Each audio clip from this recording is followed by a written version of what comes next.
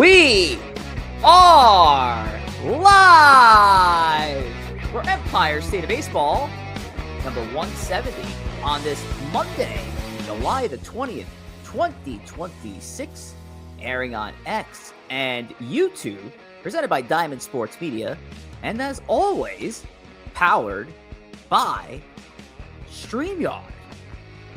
And ladies and gentlemen, boys and girls, where the hell is Corey Favs? Corey, where are you? You're late.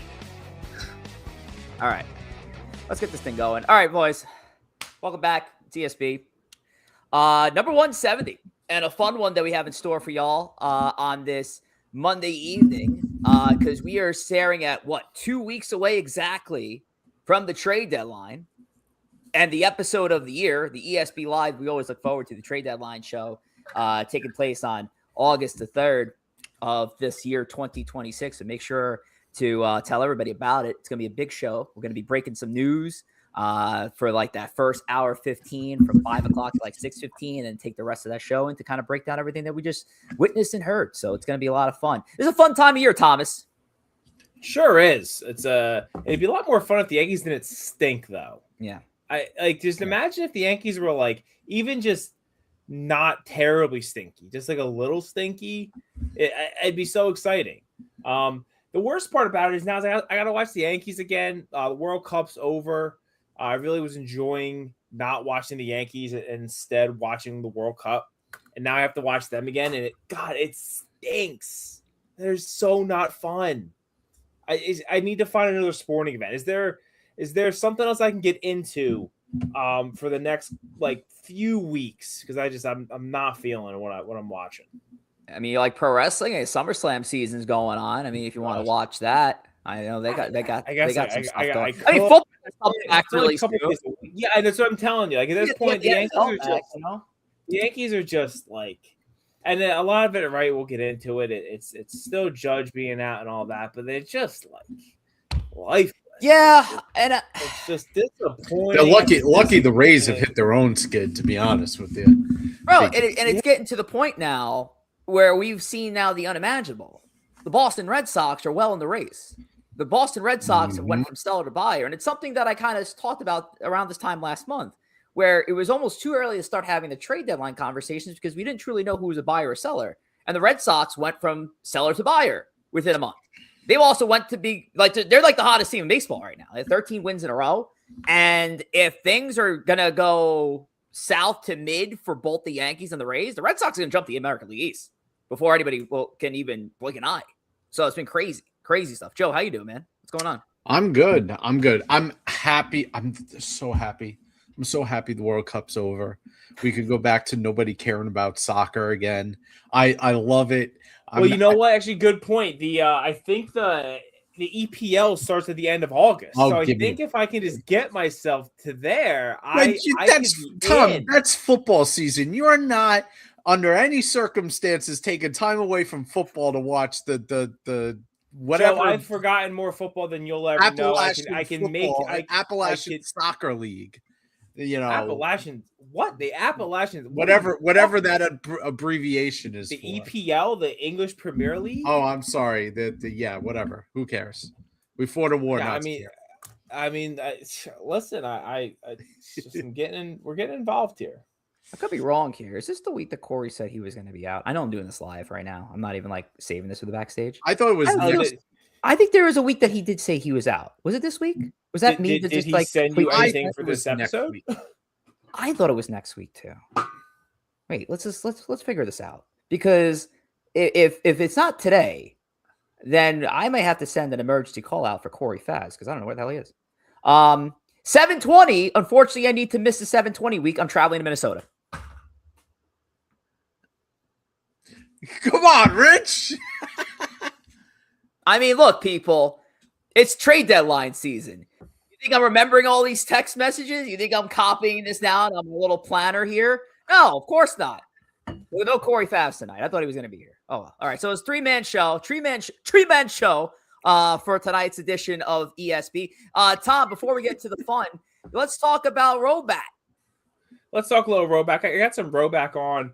Actually, right now here. we are still in the smack dab in the middle of the summer, and nothing says summer like some easy breezy rowback, some nice light layers, breathable stuff, comfortable. I got the polo on. I was wearing one of the t-shirts this weekend. If you haven't invested like in one of the rowback t-shirts, they're incredibly soft. Big thing I want to tell you guys about tonight. I've talked to you about it before, but they really have expanded on their last call section, right? They're kind of clearance sections with some of the older styles in there, but still premium materials. Stuff in that section is up to 30% off. You could stack that Wospil 15% promo on top of that. So you're saving close to 45%, because you're saving basically 50% on your order. You could really get some steals in that area. Maybe some things you're not sure about if you haven't got rowback before. Again, if you've looked at it and you're like, I don't know, this stuff's kind of pricey, this is a good chance to get involved at a good price, but getting some just exquisite materials. That is, yes, exquisite materials. Head over to rowback.com, RHOBACK.com, promo code TWASPL15. Get yourself 15% off your first order. Our Rowback Rundown, always brought to you by Rowback Crave Activity, episode number 170. Empire Express is going to kick us off as always. Get the latest and greatest of the Yanks and Mets. We got the lineup card as our game for today. So I'm kind of excited now. I have a better chance that Corey's not here, so I try to climb. Yeah, but now Joe's definitely going to get 3 points because you and I have to figure out fucking Kazmatsui on like the 2000. Is that a guess? Is that a guess? Does that count as a guess? Can we throw a strike on him now? Kazmatsui is too easy for Joe. Joe would be like, no, this is Kazmatsui's cousin. I actually have a feeling that the game I picked we've actually used before. So I know the game we archived to know. Here.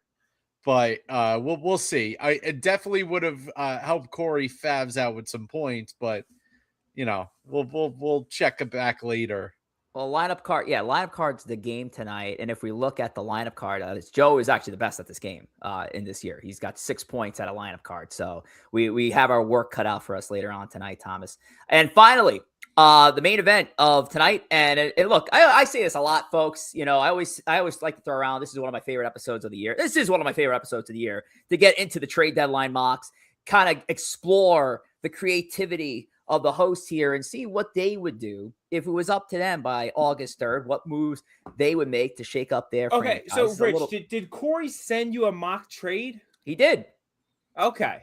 He did. I was gonna say, because if he didn't, this would have been a pretty big red flag that he wasn't. That's the thing. So he sent everything to me. So I'm just thinking in my head, okay, great. He's gonna talk about this Monday. All good. Yeah, I thought he was off the 27th. Completely forgot he was not here for the 20th. All right. So we do this 3-person show, but we will review his trades here live. So that'll be fun. Mock trade stuff later on tonight to get us going here on this July the 20th. Let's take a look at what you guys have for us here. You guys are like our temporary Corey Favs, if you want to call it that. Let's see what your comments here. We got Jacob in the building. Smack that like and sub button for the fellas on your way. And always appreciate you, Jacob. I'm ready to see these mocks that turn the Yankees into the Rockies, or should I say the Padres. Yet this is the same kid who on a Bronx Take earlier today put a mock together where he was trading Jazz Chisholm and Trent Grisham to the fucking Tampa Bay Rays. The team that the Yankees are chasing in the American League East. Time to make a graphic of that. How bored were you today at work that you made a graphic for an LI? I don't care. It's just that should be beneath you. Jacob says weather sucks. I mean, look, there's a reason why he was on the you gotta go list. Yankees now chasing 5-4 after being up 4-0. This guy Weathers is just not good. Hitman, yo, what's good, ESP family? Make sure you like and subscribe. Me, listen to man. This is a smart man right here.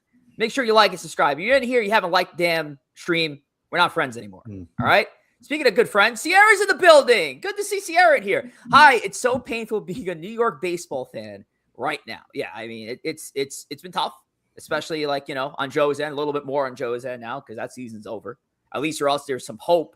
At least we're going into the trade deadline as a buyer. Because Joe's hope is gone. But it's been rough. This is the same fan base that says Jazz Chisholm sucks. I mean, we'll get more into that a little bit later on. So Tom, let's kick it off. We'll kick it off with the Yankees here, and talk about what's been going on in the Bronx of late. And, the question there is, will the Yankees go all out by the deadline? Yes, they're 6-2 over the last that man. Jazz Chisholm sucks. 6-5 Yankees. Taste it, chat. You fucking nerds. Shit. There you have it, ladies and gentlemen. Jazz Chisholm, another big home run, second of the game. Jazz Chisholm's hot.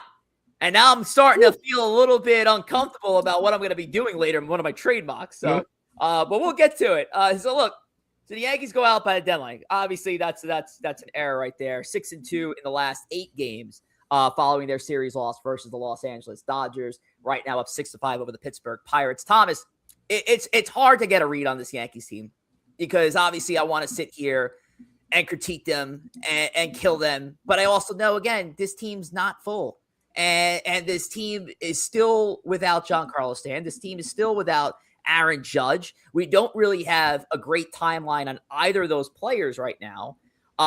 They're you want them to tread water, and they're barely doing that. You feel good about them when they're coming out of the first half of the season, taking 5 games out of 7 on a road series. You're going home, and of course, you're facing the Dodgers. And I feel like the Dodgers just love doing this annual undressing of the New York Yankees in front of millions and millions of people worldwide. So let's talk about it.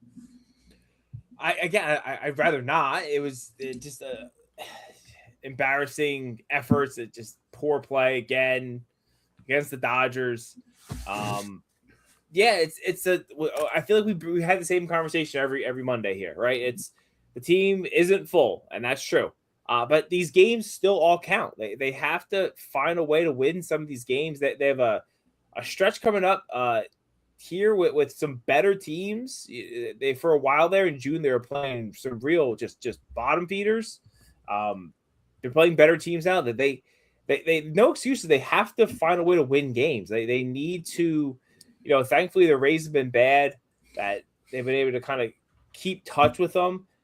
The Judge injury update wasn't great. It sounds like, they're going to get him back maybe in September. So will they make the moves? I know that's the question you have posed here. Will they go all out?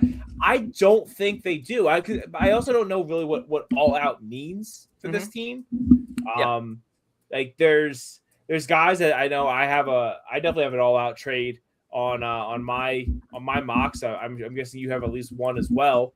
Yeah. I just don't know. We've seen Yankee teams like this recently in the past, and they don't go all out. When was the last time they really went all out at a trade deadline? We had a discussion about this on the Friday space. When it came down to, I'm just telling you, I'm just referring to some history that happened over ESPN. I know you don't pay attention to what's going on across the channel, but I do. We had a conversation over when the last time the Yankees had an all out, or when they went balls deep. Let's say, sorry people, when they went crazy at the midseason deadline, and I don't know if there's one that they have. I remember there was a year where they had the Joey Gallo, Anthony Rizzo deadline. And I know that was back in the Savages in the Bronx days, Tom, and we were on here going crazy about it. Even last year, it wasn't everybody's favorite answers to the questions, but the Yankees had issues with their bullpen. They got 3 relievers. They had issues with their depth. They got depth pieces. They had issues at third base. They got a third baseman. So it's like, when's the last time the Yankees made a trade for a truly all-star impact? This is a guy. Jazz. Jazz. You know what all is? All in is? All out. When was the last time the Yankees traded a top 2 or 3 prospect in their system for a guy? Yeah, because that's all in, right? You are trading. Usually, the top 2 or 3 prospects are guys you see as part of what was the Sonny Gray trade? I was thinking about the Frankie Montas deal because Ken Waldichuk was their top pitcher in the position. He was a top pitching prospect at the time. I guess. I mean, I know it wasn't great for stuff. It really wasn't great for either party when you look at that trade, but that was probably the last time where they were kind of cool with getting rid of some of these guys. Yeah, it's interesting. And I guess that brings us to the second point here, which is more reported on. Francis Romero, who's one of my favorite beat reporters out there. He's with ESPN. He reported that the Yankees, and this is according to rival execs, that the Yankees right now are positioning Jason Dominguez and Spencer Jones as tradable assets at this deadline. And I think this digs into a deeper conversation because obviously just me reporting the news, who gives a shit? But I think it dives deeper into the fact that we've entrusted this organization to properly draft and to properly develop prospects. And how many times, and you've heard it, Tom, and you certainly heard it, Joe, how many times was the untouchable term attached to both of these players at one point in their career? How many times do we look at these players and have an unfair comparison to what their career was going to end up in? I remember Joe getting killed on this app a couple years ago about calling Jason Dominguez Bobby Abreu. I'm sorry, I'll take half of a Bobby Abreu if I get that. I was firmly on Joe's side there that I would have signed up. How about Spencer Jones? Only because he's 6'7". Let's call him the 6'7" left-handed Aaron Judge. I mean, we've been doing this for a number of years. 8-5 Yankees. Now we're going 8-5. Jose Caballero. One of those games, huh? There you go. 2-run double. It's a weird one in the Bronx right now. 8-5 Yanks. But yeah, we've been tagging these guys as these are just the absolute untouchable guys. And now all of a sudden the Yankees are looking to flip them in possible deals. And I'm sorry, Joe. I feel like I'm looking at these two players. They're young, but I look at them as damaged goods. I mean, these guys have warts in their game that I don't know if their value is the same as where it once was. Yeah, the Spencer Jones thing is interesting because there's still that we haven't seen enough of him. I think it's safe to say we've seen enough of Jason Dominguez to know he can't catch a fly ball. He's not an everyday outfielder, and the bat is not at a level where you are comfortable putting him at the DH spot. So it really limits it. Like somebody really has to like him and say, hey, I think I can fix this player because Rich, you're right. When Dominguez came up, his nickname was the Martian at 16 years old. That was given by the scouts. I don't know. That wasn't a Yankees compared to Mike Trout and Mickey Mantle, and it's another scout thing. When you do that and you set a player up for failure like that, because by comparing him to those kind of players, you're saying this guy could be the best in the sport, and that doesn't come true. You have a problem. So you're never going to get the value that the Yankees once perceived Jason Dominguez having. Now the question is, can you get a usable asset for him, or is he have to be a throw-in? Yeah, with another asset that I don't think either of these guys are throw-ins at this point. I think that's pretty down the line. I do wonder somebody's going to take a shot at them. So a team that has room in the outfield is going to take a shot at seeing if they can get something out of them for a mid-level reliever, 100%.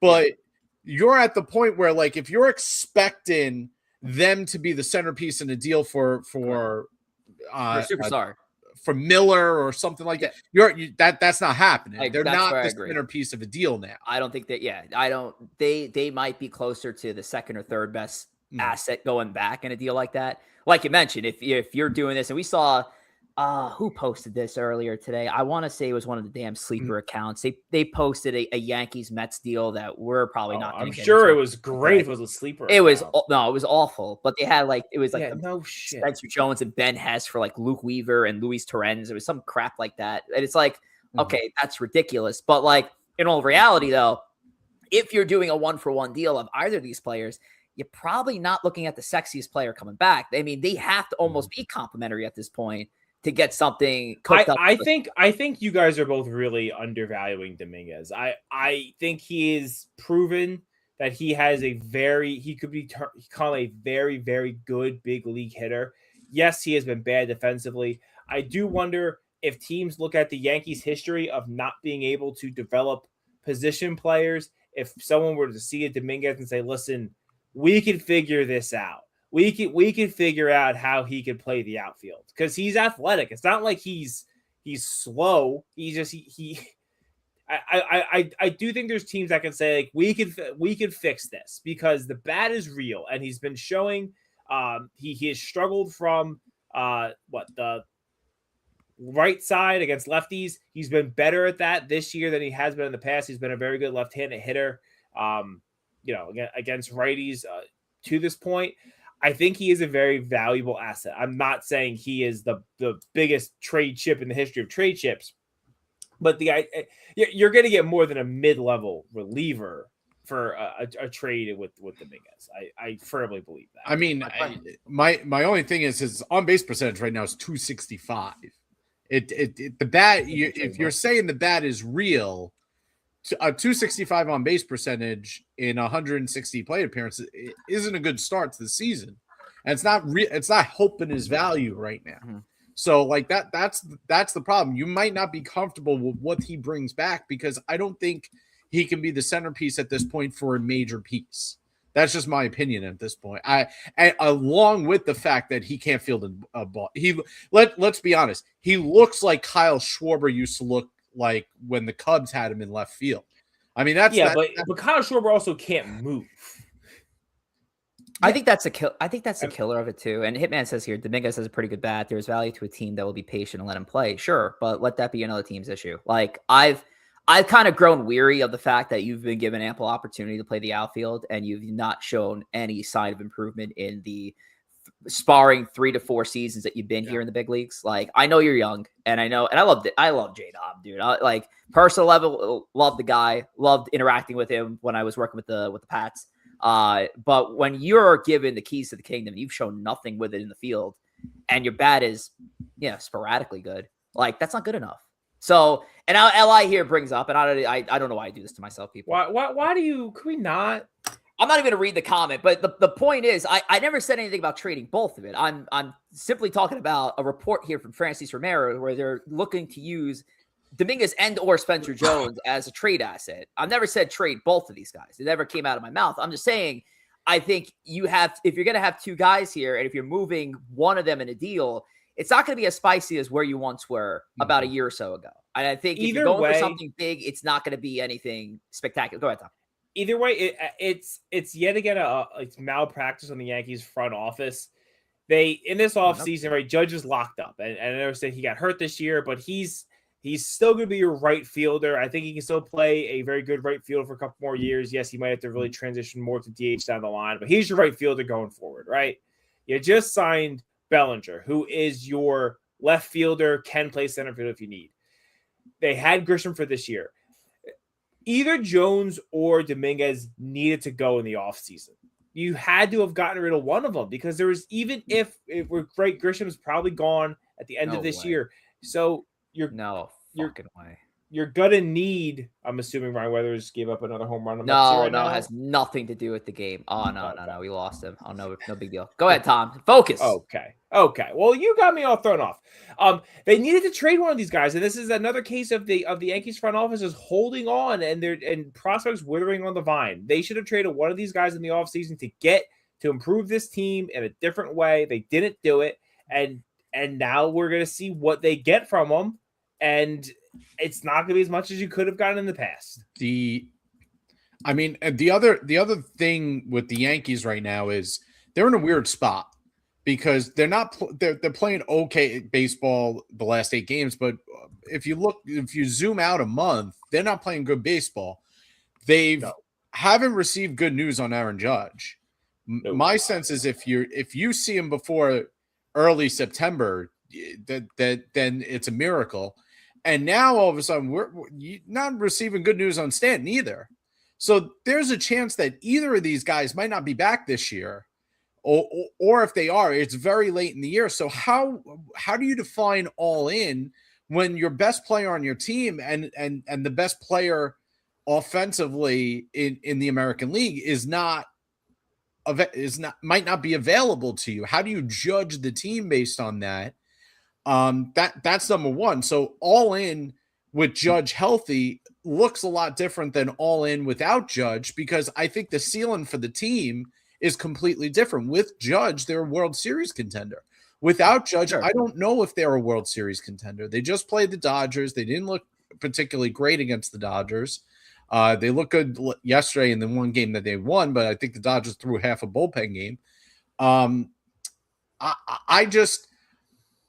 I'm missing the move that they're going to make. Like, yes, they could bring in a catcher, and if they really swing hard, maybe you get a Hunter Goodman in here. If you give up a guy like a Lombard or a Dax Kilby or something like ERC, if you trade those guys, but is Hunter Goodman changing the whole complexion and outcome of this team to the point where you can say, hey, we're World Series bound by adding Hunter Goodman. I don't know if that's true if we can't guarantee Judge is back. Well, two things. I think it banks on one, the American League being as bad as it is. I don't think I'd be as passionate of this team trying to, let's just say, either go all out, somewhere in between going all out to just bettering what you have. Mm-hmm. If it wasn't for the fact this AL sucks.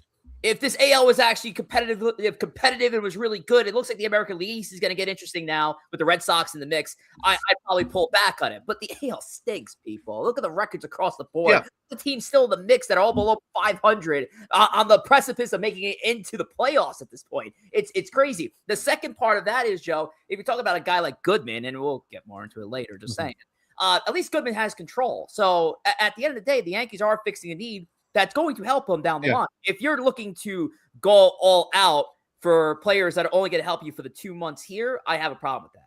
And I still have a problem with those trying to add starting pitching to this team where, guys, outside of Ryan Weathers today, it really has not been the issue over the last few weeks. And it's not been a key contributor to the reason why this team's losing games. All right. Go ahead. I got one more thing. Yeah. I brought this up the other week and Tom went off of me. Do you think there's a chance we've seen the last game Stanton has played as a Yankee? No. Doing this again. You don't think there's a 50% chance that he never plays for the Yankees again? No, not a 50% chance. No. Well, I mean, you tell me, is there a 10% chance? Sure. But like, there's not a 50%. The problem, here's my problem. I don't know if he's ever, I don't know if he's going to get on the field again, because every time he ramps up, he gets hurt again. And then when Judge comes back, Judge is going to have to DH. Mm-hmm. So, like, even if Stanton comes back, he's going to be in a diminished role. And then next year, they're not keeping him. Judge is going to have to play more time at DH. Rice is not a good field and first baseman. He's going to have to play time at DH. I don't think there's any chance that Stanton's on this team next year. And if you can't guarantee he's back this year, there's a chance that he might have played his last game as a Yankee. I think it's getting larger that might be the case. I think he gets. I think he finds his way. Listen, I'm not telling you he's gonna play another 500 games as a Yankee. I think he gets back, right? I think he at the very least we've seen him he does his own rehab program, his own ramp up program. I could see him getting back again. Logically, what you're saying, there is stuff that makes sense in there. I think he gets back for. I've been leaning pretty hard to what Joe's been saying, and this is even before Joe really unwrapped this one last week on the show and got the people going. I mean, he was out here saying that he's really got Giancarlo Stanton for the rest of his career. So of course, it sounds outlandish when you hear it for the first time, especially when it comes from Joe. Joe's the king of controversy. But then when you see reports like this from Brian Hoke today, Giancarlo Stanton isn't close to returning. Though Stan has resumed his running progression after his recent calf strain, the Yankees manager Aaron Boone said Monday there is no timeline for Stanton to play in Major League games. He's been out since April 24th. April 20th. There's a chance that Aaron Judge in that time frame has gotten hurt and will be back by the time Giancarlo Stanton makes a return. And then the question is, and I think this is more to what Joe was saying, if you're in a situation where Judge is back, what do you do with Giancarlo? I can't put Judge in the field right now. With everything going on, his bat is way too valuable. So to me, like, I'm playing with this idea, and we'll get into it later with the mocks. I'm playing into this idea that the designated hitter spot is going to be either occupied by Aaron Judge if he's back, or Giancarlo Stanton if Judge is ruled out for the rest of the year. Because that's what it's going to be. And I don't think there's a situation where both are on the same team. I mean, and honestly, like, I know he's signed through next year, but he's getting to the point where 500 is going to go out the window in terms of 500 home runs. Like, he's just not right now, the path for him to get there is narrowing. And the other thing is, like, if you're Giancarlo, why do you want to do this every single day? Like, why do you want to you clearly have there's a and I feel bad because I saw Wright go through this, right? Like, with the back injury. Why do you want to spend so much time rehabbing like this, and now his elbows hurt, and now every time he ramps up, he pulls the opposite leg. And it's just like, you got to ask yourself, like, at what point, what do you stick? It's honestly said. It's honestly sad. I know. Like, let's throw the human element in it. It's kind of sad. Yeah. Like this guy was probably gonna end his career without the true without that championship. You know, he's gonna be not gonna happen. He's not gonna have that 500 home run tour. Mm-hmm. Like he's gonna make an argument for the Hall of Fame. But let's face it. At this point right now, probably not. He's probably on the outskirts. So it's a damn shame because considering where the career was once at one point. Go ahead. I think him not playing for the Yankees again would be a him decision. I think if he wants to get himself back, I think he can and he will. I think if he says, listen, I don't want to do this anymore, that's different. And that's, I think, none of us know the answer to that. I think come hell or high water, he'll be back. He might be back for the playoffs, right? Like he'll try and do a Kirk Gibson. Like I truly think if he will be wheeled out in a wheelchair to try and hit a bomb and walk around the base paths if he can. But outside of that, I don't know how much baseball he has physically able to give anymore, because it's so chronic that jogging irritates the hamstrings and his legs. Like you're at the point where you just can't guarantee that he's ever going to actually step on the field for any more than the game he does. And I've talked about it. I think at this point right now, this team stands. It is nice to just have the DH spot open because you can tell who really needs it at this point. You know, you want to keep Ben Rice's bat in the lineup, but have Goldschmidt's glove out there. You know, it serves a purpose. You want to put Dominguez in the lineup and keep him out of the field. It serves a purpose. You want to give somebody a blow. It serves a purpose. When you have John Carlos Stanton clogging it up for as long as he's had, it never really was able to serve that purpose. And now it's not going to serve any purpose to Stanton by the end of the year if everybody's back. All right, let's flip over to the Mets side. We'll do this real quick because I know you people don't give a fuck about what Joe has to say about this team, but I'll let him talk about this team. We'll talk about Lindor. We'll talk about Francisco Lindor and then go from there. And I know Lindor has obviously been a subject at hand. And like Giancarlo, we did last week. Joe, I'll turn it over to you because we did talk a little bit about Francisco Lindor and his current situation when it comes to the New York Mets. It was reported that the Mets are looking to essentially move on from anybody not named Carson Bench, AJ Ewing, Christian Scott, Juan Soto, Nolan McLean. Gee, I wonder where I heard that first, ladies and gentlemen. I think I heard it from that guy right below me when we talked about this a couple of weeks ago of who the Mets should probably not move on from. Well, that it's been reported. So, like, as far as I'm concerned, it's open season for the New York Mets, and that means it's this guy that's probably going to be on the block. I wonder if he goes. Joe, what are you thinking? Yeah, I mean, I think the Mets are at the point where they have to listen. Listen, I like Lindor. I've always liked Lindor. I think he's a really, really good shortstop. He's probably on his way to the Hall of Fame with a couple more good seasons, which I do think he has a couple good seasons. I think this season's been cursed from the beginning. He had the hand surgery, and then he comes off the hand surgery with very little spring training, plays, hurt, the works. Now he's back. He's finally starting to get into the swing of things, but his defense is having an issue right now.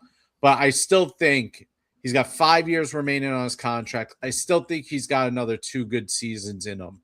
I think the Mets are in a position where if there is a decent deal on the table to take the money, there's a couple things you have to consider. One, he's 32 years old.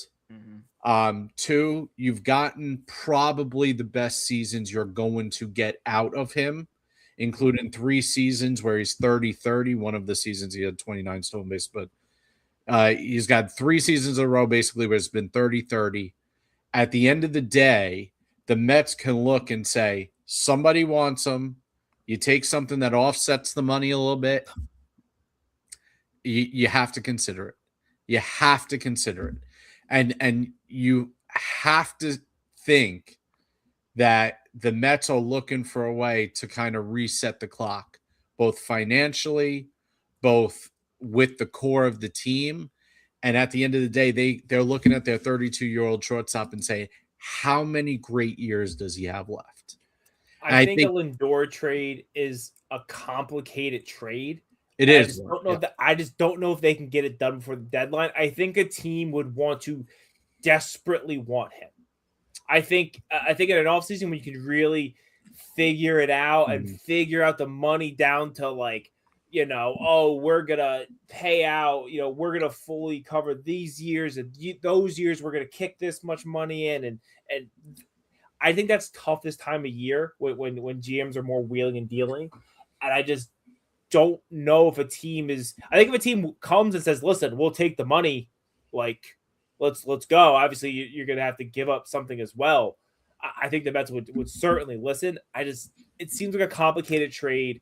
Again, I'd like to look back at like when's the last time a trade like this happened at a deadline? A guy with like this much money going into the future kind of deals. Correa less here. Correa. Yeah, Correa. Yeah, that would. But Lindor and see Lindor is better than Correa is. He doesn't have the injury history. I was going to say that Correa does. And the Astros took him, but at the same time, if there's a team that thinks there is a shortstop, and this is the thing with Lindor, he still has value, and all these trade projections and all that stuff are going to tell you he has negative value. The negative value means nothing if you bring in an all-star shortstop and win a World Series with them.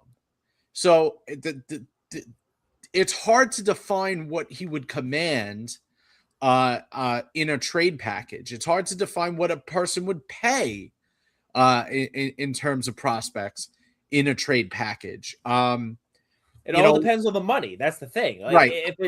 If I think you're right. Half money, it's what kind of prospect? If it's full money, that's why I think it's extra. There's two things. One, I agree with you in terms of this is probably an off-season thing. And number two, the other issue is the Mets do not have an heir apparent at shortstop. Mm-hmm. Ronnie Mauricio is not going to be the shortstop of the future. So if you do trade Lindor, you need to find your alternative to the shortstop position real quick. The Mets number 5 ranked prospect. He's currently playing third base. I mean, he's played shortstop for the majority of his career. Right. Bichette could move over to shortstop, and then you could put Beatty back at third base and be okay for this season. But again, Bichette's got an opt-out. You don't know if he's going to be here long-term. He's not a great defender, at least at shortstop.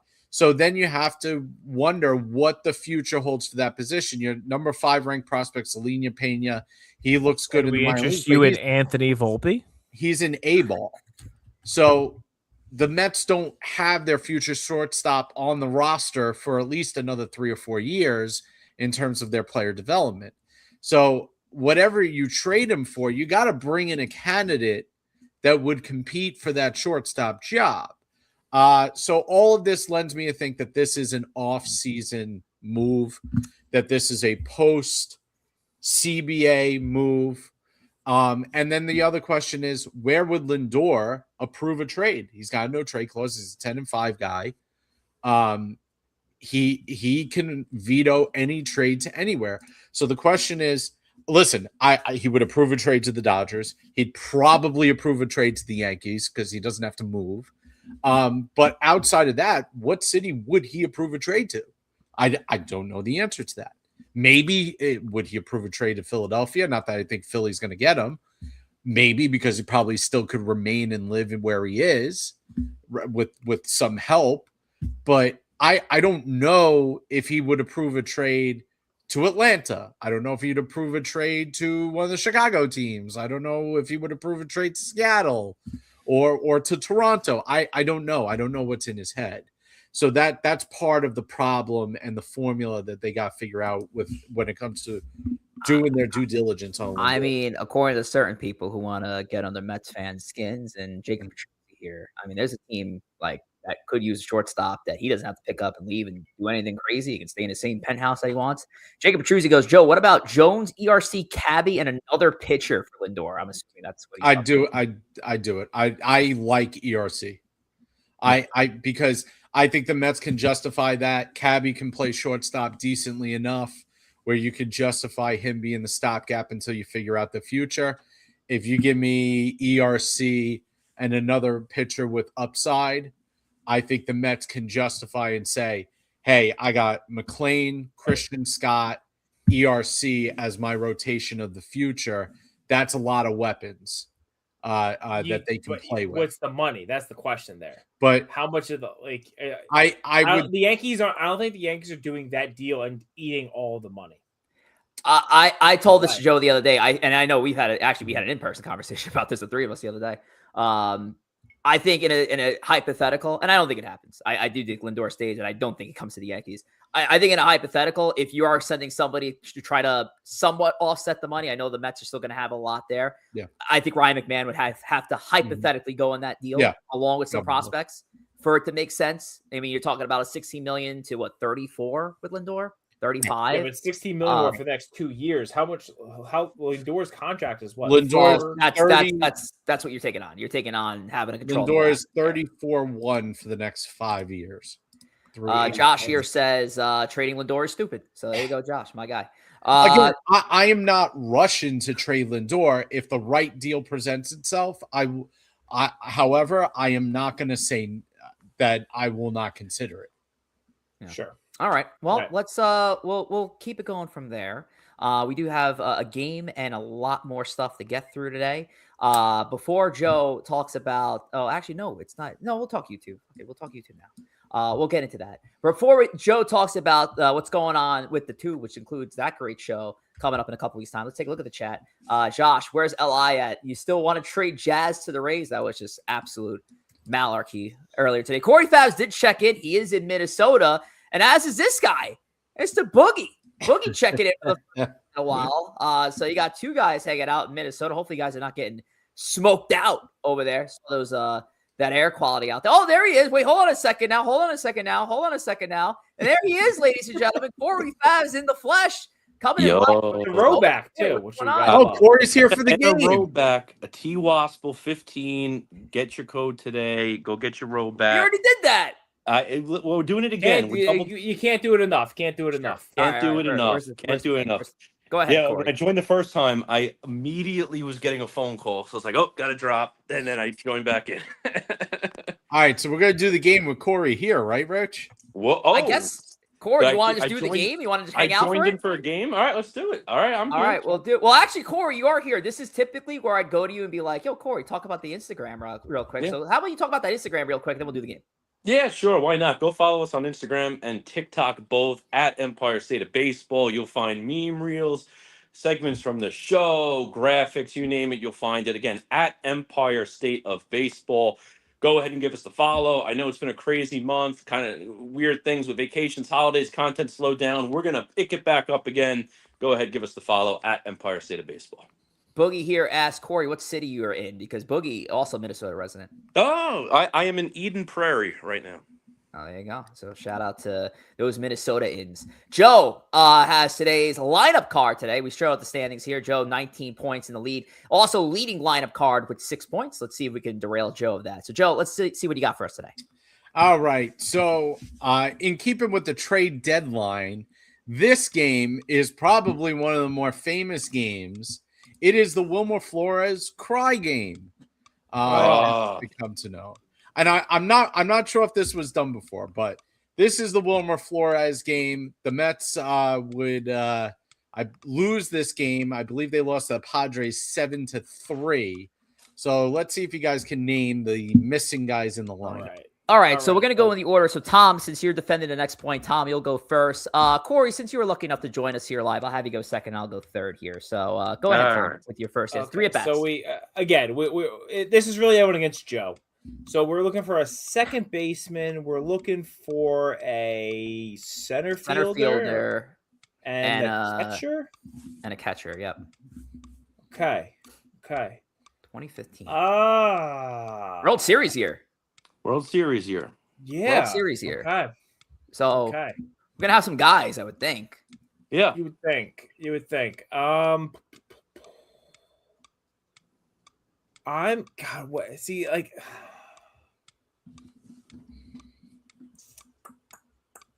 like guys I'm going to throw out there that I feel like just aren't, I don't know if they're when they were there. Tom, you need the points, bud. Come on now. I know I need points. Catcher. Who the fuck's that catcher that like stunk? He didn't stink. He kind of stunk. It's like the backup. I can't think of his. Yeah, I'm just gonna take a K here. Just can't think of anyone. Wow. What? I don't know. I can't think of the catcher's name I'm thinking of. Like, So gutless. So waste. gutless. Corey, go ahead. All right, let's see. So this is the 5 days of Flushing era. Mhm. Daniel Murphy was at third. Oh my God, that's when you know things are bad. I'm gonna go with the 6th spot and say Kelly Johnson, second base. You got 2 of the 3, So we but got in the wrong spot. Yes. So where's Kelly Kelly? Johnson was batting 3rd at second base. Wow. Okay. Batting 3rd at second base. Jesus Yes. Christ. Yes. Right, so Which is why it was a little tricky. Batting 8th and catching Travis Darno. No. Okay. Ooh. Tom, back to you. Batting. All right, I thought of someone. Batting 6 in center, Juan Lagares. No. Mm. Is he there this time? Well, he is was. Those are going to be my other 2 guesses. Juan Lagares did pinch hit in this game. Okay.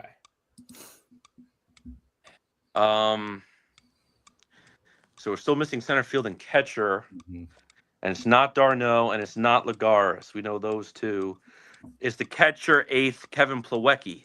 No. That's who I was thinking of. Okay. That's what I was thinking of. I'm going to take another stab at the catcher. Batting 8th, catching Anthony Recker. That is correct. There you go. That's a good. Yep. Exactly There you right. go. There you go. Take it. Tom, last AB. All right, this is the name I thought of the first time. We're missing our center I have fielder. no idea when this guy was there. I think he was an outfielder. I guess batting 6th in center field, Kirk Neuenhuis. It is Kirk Neuenhuis. There you go. Wow. There you go. See? There you go. I Group thought of him effort, at people. first. Group I thought effort. of him in the first round, but I was like, I think that was a lot Full earlier, group and then I'm effort. going to get made fun of. So I didn't say it. Kirk would go on later that year to have a 3 home run Look at game that. against the Nationals. He had a Here you good go, year for the boys. Mets that year. That There you was go. Look at one that of teamwork. the A point for the 3 of us and nothing come for back. Joe. That's all that mattered. Let's go. It's a team effort against Joe. There we go. All right. Wow. We I got the can't believe Yankees I got version that. of this. Tom is presenting this one, though. So, Tom, take it away. Yeah. We didn't coordinate on this 4 days earlier. Whoa. July 25th, 2015. Wow, that's crazy. We had a game against the Twins. This game has came up before on this show, usually by me. I gotta pull it up again. Joe, it's going to be your guess first, then it's going to be Corey, then me.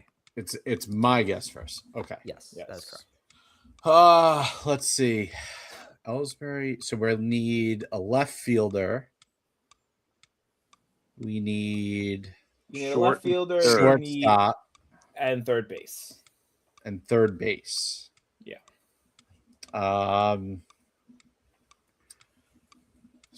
Shortstop batting 8th. This is after Jeter, or is this? Yeah, this is after Jeter. You think Derek Jeter was hitting 8th?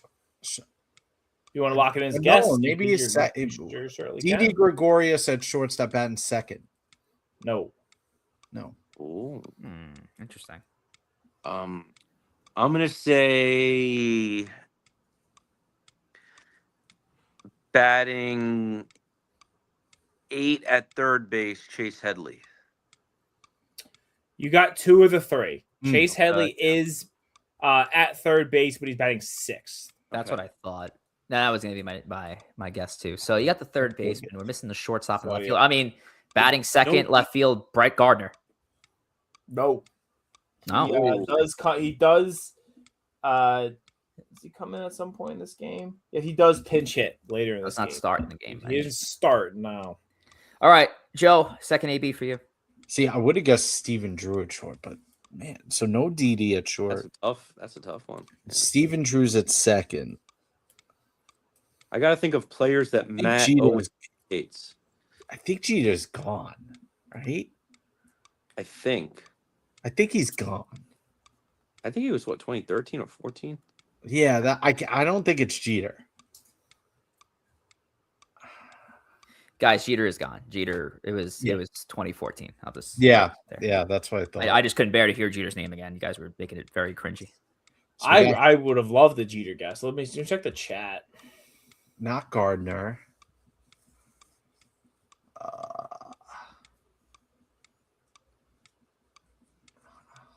I don't think he was there at that time.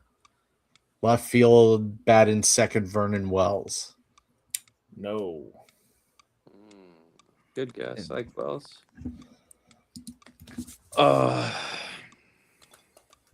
Who's that player that Matt always hates? All right, left field and shortstop.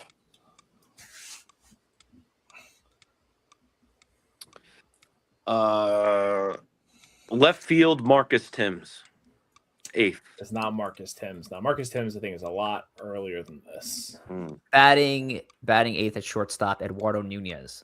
It is not Eduardo Nunez. It is not future twin Eduardo Nunez. Third at bat, Joe, Corey, me. We only got a point for Corey. I think the shortstop's going to be so random. It's going to be so random. This is a big game. This game, we'll talk about it later. To hold everything close to the chest. It's going to be so random. The left fielder is the killer because batting second.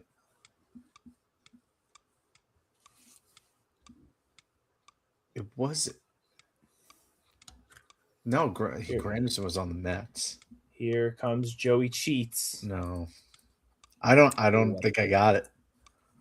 I don't think I got it. Now. I do.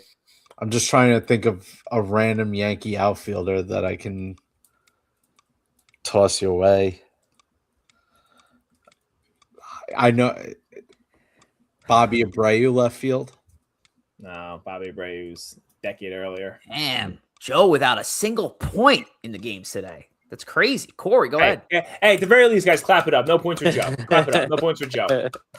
We get it. We did it. I think I'm about 3 years early. But I'm going to say Ref Schneider at left field, batting 8th. It is not Rob Ref Snyder. All right, so Tom's guaranteed a point. All right, I think I know who our left fielder is. Batting second left field is Chris Young. It is former Met Chris Young. Former future Met. All right. Chris Young. So who is the shortstop we're missing? Oh, the shortstop is a real just ball buster of a guy by the name of Brendan Ryan. Brendan Ryan. Yeah, I like Brendan Ryan. Never would have gotten it. This is possibly my favorite Yankee games of all time. This is the last time Alex Rodriguez would hit 3 home runs in a game in Minnesota. Wow. This is the day I proposed to my now beautiful wife. Hey. A-Rod wanted to congratulate us by hitting 3 home runs in Minnesota. That's right. It's just a very important. It's very important that Alex did that. So the anniversary of A-Rod's last 3 home run game is coming up. I wish you all a happy A-Rod 3 home run game. And I'm in Minnesota to help you celebrate. And you could be in Minnesota. You could it happen at Target Field. Hey, Tom, beautiful moment. If I was cheating, Brendan Ryan, me pulling Brendan Ryan out of my ass would have been. I'll be honest. I thought you were going to be like, oh, I don't know, Chris Young. I saw it. I saw it in your beady little eyes. You know what, though? I'll take it. And it's so crazy that we did a Twins thing. Corey's in Minnesota. We got Boogie here for the first time in it feels like over a year. Gotta love it. Games, and we took days apart. And Joe did not gain a single point. 2 for Corey, 2 for me, 2 for Tom. Wow. I dialed in at the right time. That's what I'm talking about. Wow. Corey, we love you, man. Wow.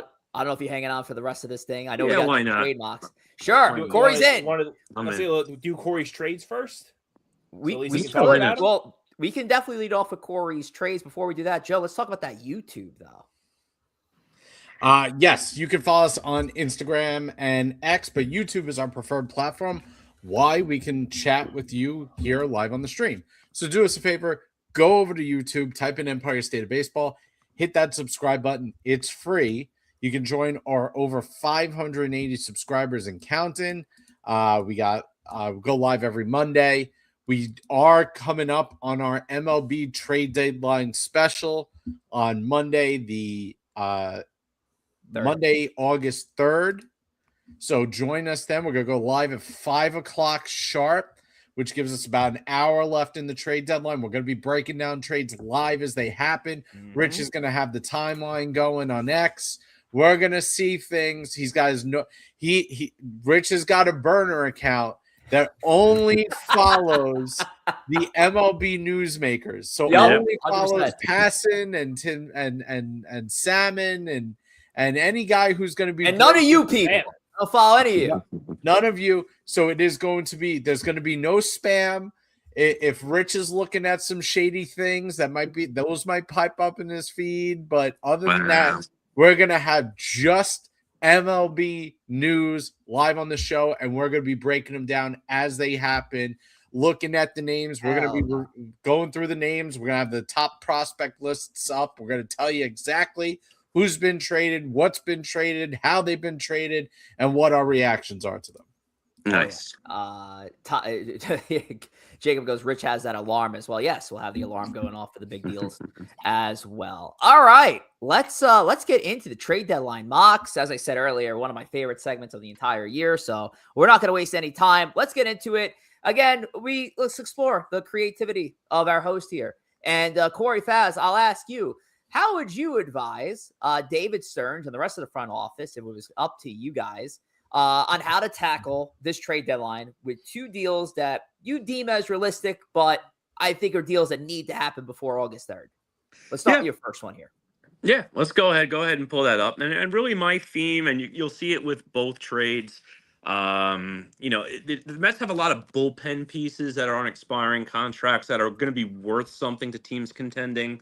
Peralta is obviously a starting pitcher. He's content. He's on a 1-year deal. He's on this list.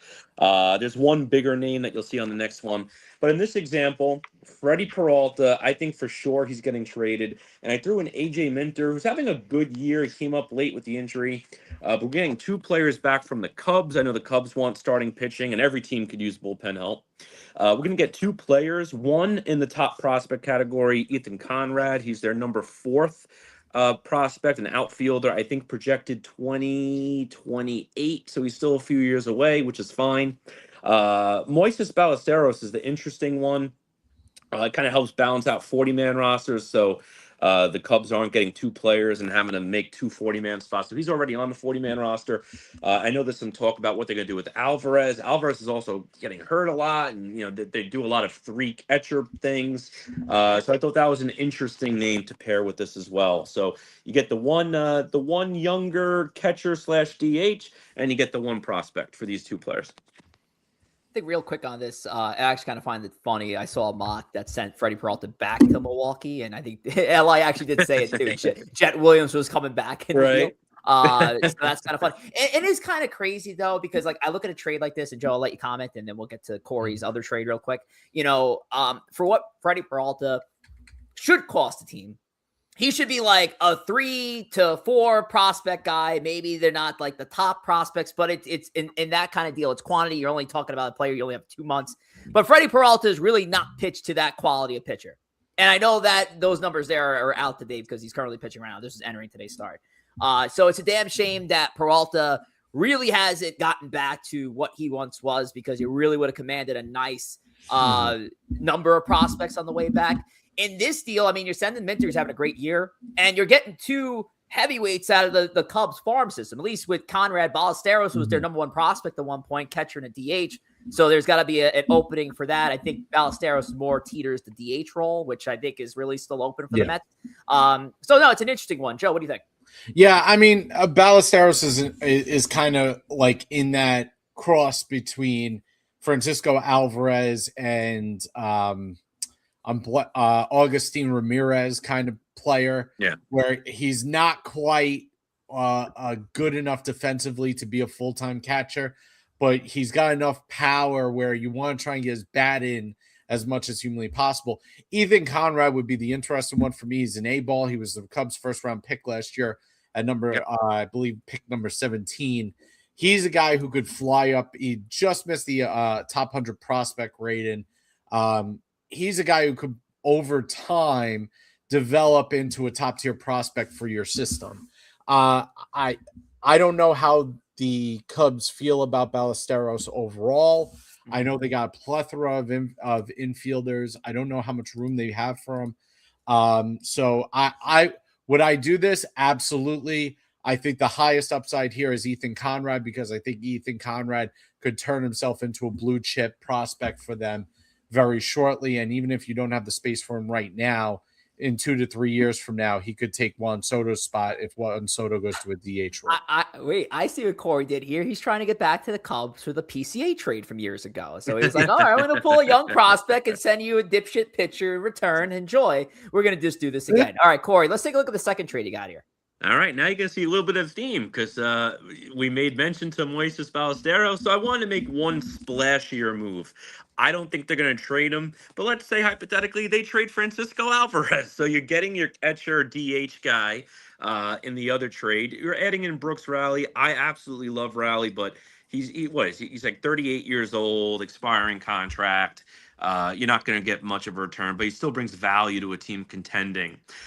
So in this trade, let's get another catcher, number 2 prospect, Nathan Flowing. This is another guy who's, I think, 2 years away, projected around 2028. The Mets need some first base help, so we're going to go with Xavier Isaac.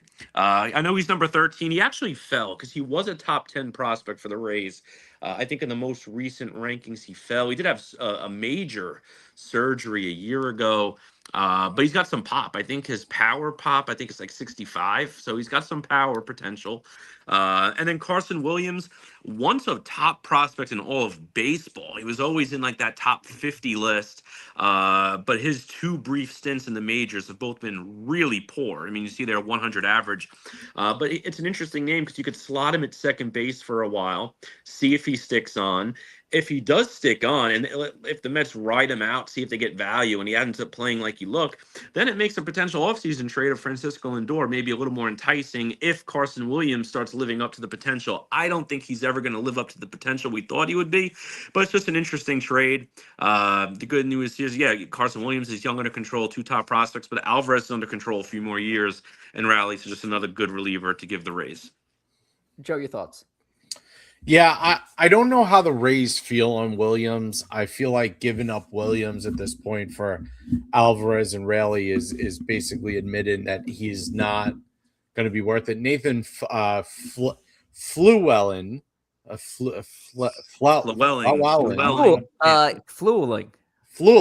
I don't want him to get traded to the Mets just because of what Joe is just doing to this guy. Yes.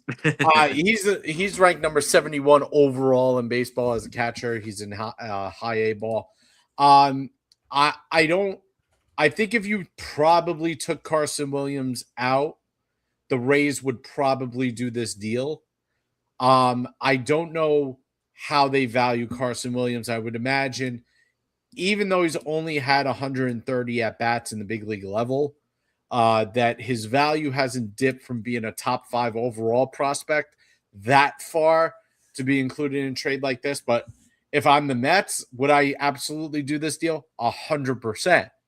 I just don't know if Williams. I would do this deal. Feels with like an overpay Llewellyn and Isak. I don't know how they feel about Williams at this point to know what his value is. Tom, I don't know if you made a comment there. I don't even hear you. I would just say I think this is an overpay by the Rays. I think the Rays be giving up a lot. I don't see the value here. Williams is the interesting. Williams is the interesting. Brooks Raley's rated on an expiring deal, right? Yeah. So you're getting a Brooks Raley, and I don't know, like, unless the Rays like just really super believe in Francisco Alvarez, I don't see this. Williams, by the way, is currently in AAA, not injured. He's played 70 games in Durham, 252 average. He's got a 341 on base, 785 OPS, 11 homers rather, 19.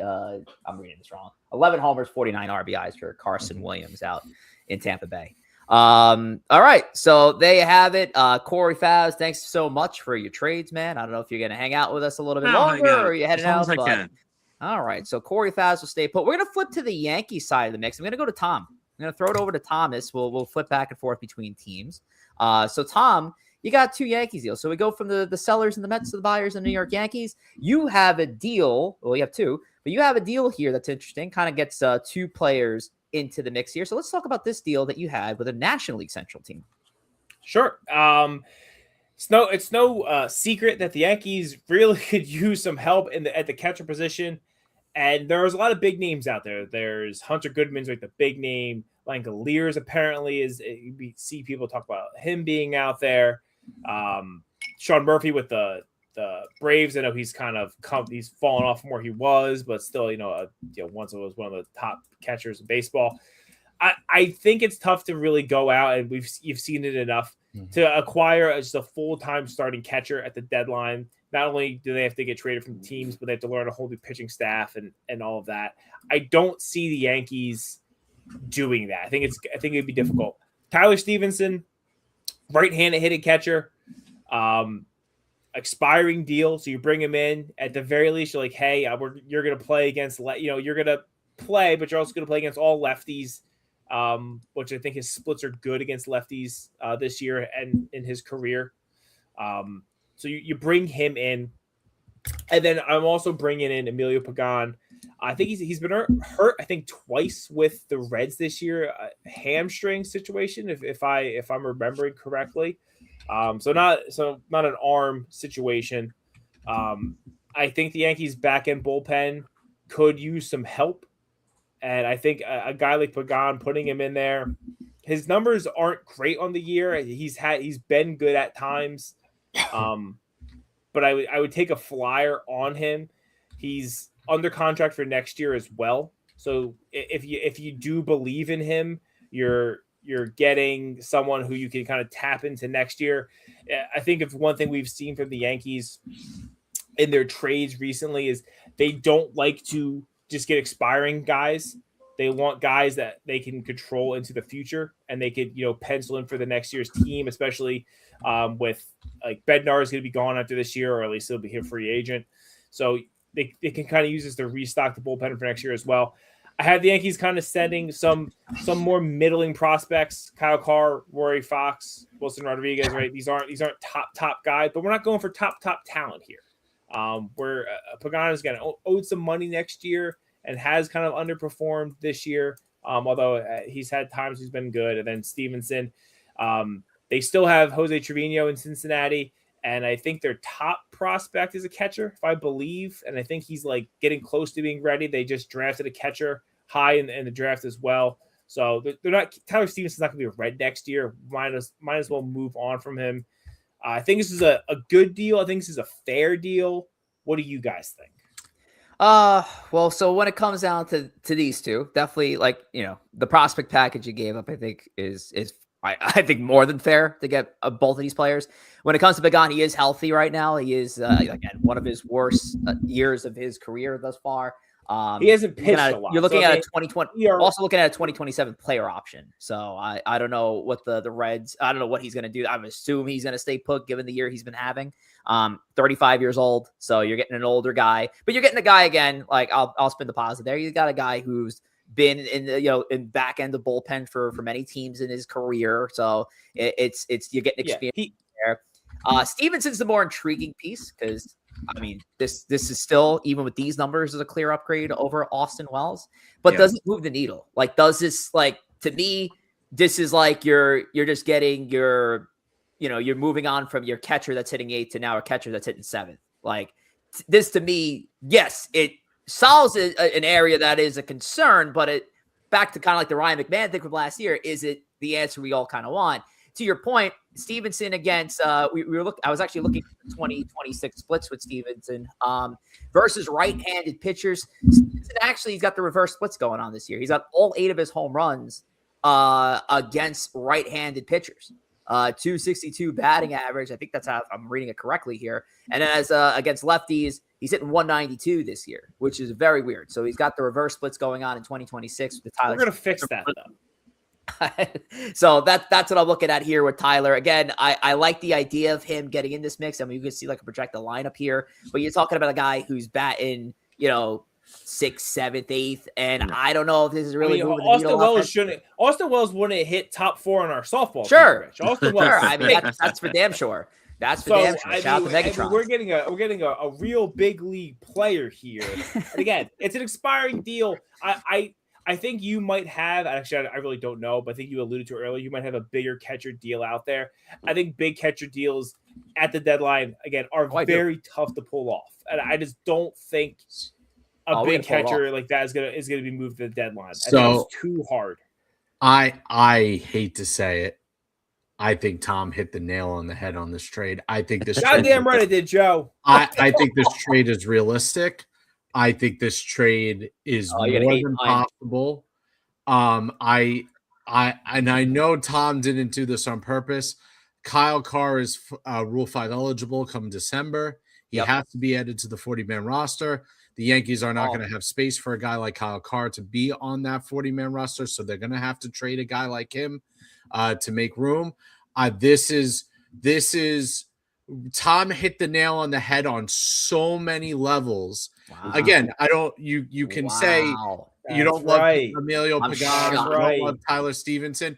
This is as realistic of a trade as Tom has ever put together, just based on the roster, the Rule 5 thing, all of it. So this is again, I don't. You could say Emilio Pagan might not be it, whatever.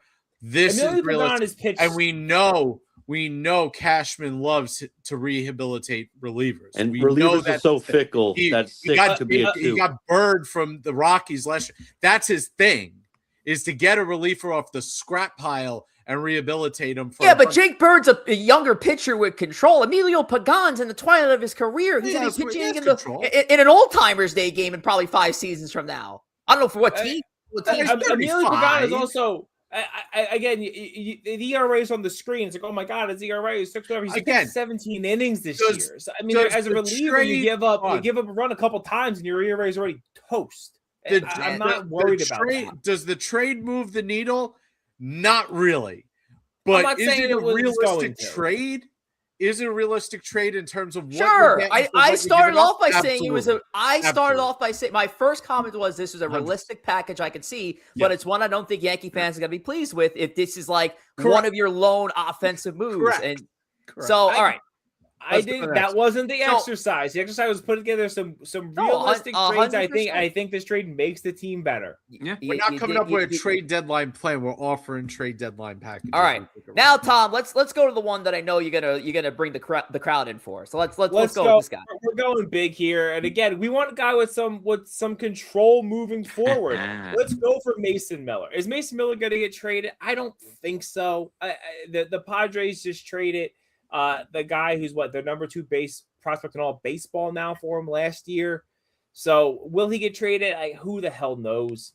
But if he were to get traded, I think the Yankees could put a package together that might intrigue them. And you're looking at guys on the right, and you're not saying, hey, you're not giving your biggest top prospects out there.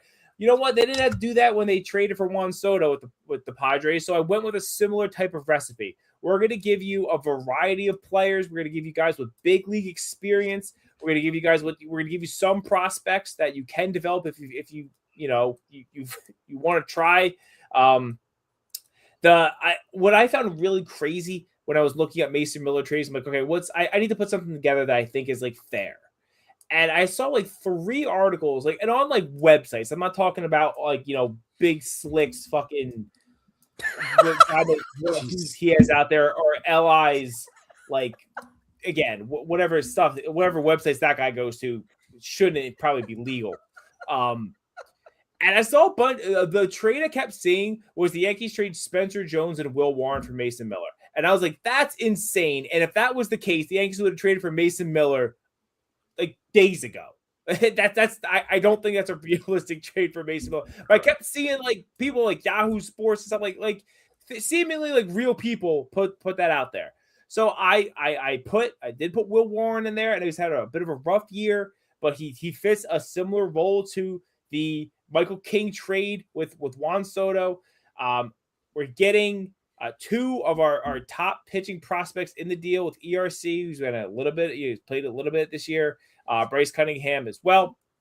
And then I got Dominguez. Hey, San Diego, you taught Fernando Tatis how to play outfield. Maybe you could teach Jason Dominguez how to play outfield. He's athletic. Is this realistic? I don't know. Just because it seems like it seems like the what I'm reading out there for all these potential Mason Miller trades, they don't seem crazy. I think he's 3 years until he's a free agent, so he's still very controllable. And I think he's the kind of guy the Yankees would like to. Obviously, he's the kind of guy you would like to acquire because of the talent, but I just think he fits the Yankee look. I think he fits what the Yankees like, and I could see them wanting to do it. Again, is this realistic? Joe's telling me, Tom, your last trade was so good. This trade is such trash. Joe, I was comparing it to other trades out there, and I gave double what other trades were putting out there. I'm telling you, you're not getting Mason Miller unless George Lombard's in the deal. It's just not happening. I'm just going off of other mock trades I have read out there. Tom, and they're wrong. And I don't know. They're wrong. And I'm talking. Sure, they're wrong because he has 3 years of control. He's the best reliever in the sport. You are not getting him without Lombard. The conversation is Lombard, ERC to start the conversation. If those aren't the first two names out of your mouth, they're hanging up the phone. So right? I got 3 things here. I got 3 things here for Tom. So first of all, and look, listen to us and only listen to us. But shout out to my good friends over at Fireside Yankees. Yes, I do have a good friend over there. Shout out to good old Ryan Garcia. They did post a very similar trade earlier today, but I'm going to say Tom was on it first because he sent me this thing on Saturday and we got this together. Sure, his Mason Miller deal was, or their Mason Miller deal was, Will Warren, Jason Dominguez, Carlos Agrange, and Dax Kilby, which I think still falls under the Joe. There's no way that's getting done. So that's number 1. Number 2, so I just wanted to shout out a friend from afar. Number 2, look, last year, Mason Miller brought in the number 2 prospect in all of baseball in Leo DeVry.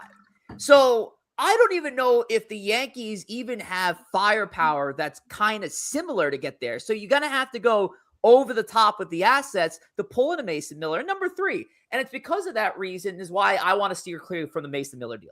And as much as I would love to see Mason Miller here, and you enter in from Korn from the outfield, fucking sick entrance team coming in from the Bronx. Yo, the Yankees' needs are more apparent than ever before, and closer is just not that need. It's great. You're getting an extremely good 1-2 punch in the back end of the bullpen.